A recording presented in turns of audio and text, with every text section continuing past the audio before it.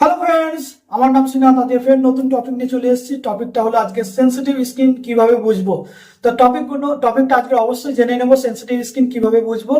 আপনার ত্বক কি খুব সহজেই লাল হয়ে যাচ্ছে, বারবার নতুন কোনো স্কিন ক্রিম ব্যবহার করলে লাল বা জ্বালা পোড়া হচ্ছে, তাহলে আপনার সেনসিটিভ স্কিন ক্রিম হতে পারে।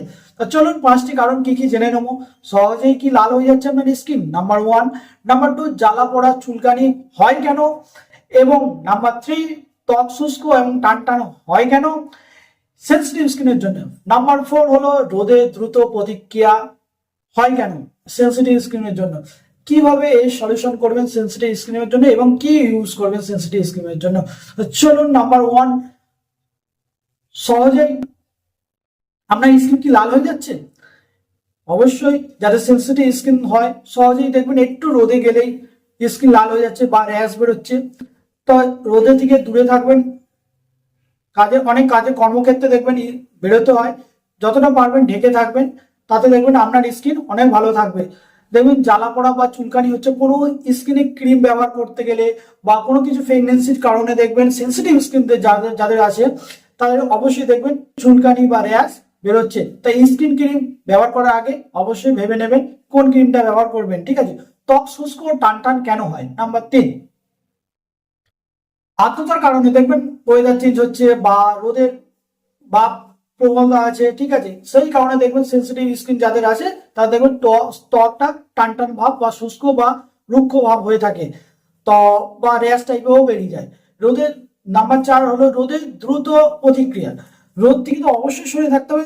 সামান্য রোদে গেলেই দেখবেন আপনার ত্বকে অ্যালার্জেটিক ভাব বা র্যাশ টাইপের ভাব বেরোচ্ছে এবং টান টান ভাবও হয়ে যাচ্ছে আপনার রোদের জন্য।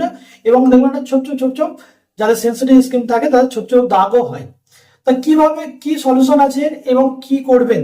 ঠিক আছে, অবশ্যই আপনি যখন রোদে বেরোবেন বা বাইরে বেরোবেন, সানস্ক্রিন মেখে বেরোবেন। বাইরে SPF 30 বা তার একটু বেশি আপনি সানস্ক্রিন ব্যবহার এবং ময়েশ্চারাইজার ব্যবহার করবেন। ক্রিম ব্যবহার করার আগে টেস্ট করে নেবেন অবশ্যই আপনার স্কিনে।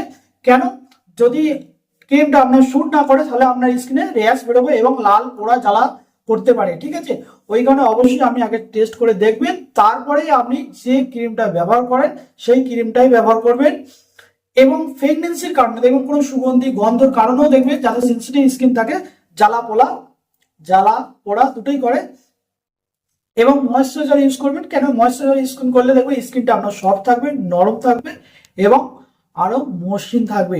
তো বুঝে শুনে আপনি যে স্কিন ক্রিমটা ইউজ করবেন বুঝে শুনে করবেন এবং সেটা যেন কেমিক্যাল ফ্রি হয়, কেমিক্যাল নো, এবং পারলে ন্যাচারাল হার্বাল পণ্য ব্যবহার করবেন। सनग्लासेस, हैट, अम्ब्रेला या फिर चेहरे को दुपट्टे से जितना मर्जी कवर कर लो। খুব ভালো। मेरी स्किन में दाग धब्बे, टैनिंग, सनबर्न का এবং লাইক এন্ড শেয়ার করবেন। এরকম প্রতিদিন নতুন কিছু কিছু টপিক নিয়ে আসবো আপনাদের সামনে। যদি মনে হয় ভিডিওটা ভালো লেগেছে অবশ্যই লাইক এন্ড শেয়ার কমেন্ট করে জানাবেন। আজকের পর্যন্ত এইটুখানি, ছোট ছোট এরকম ভিডিও আপনাদের সামনে আনবো। কমেন্ট করে অবশ্যই জানাবেন যদি ভালো লেগে থাকে আপনাদের। ঠিক আছে, ওকে, আজকের মতো এইটুখানি।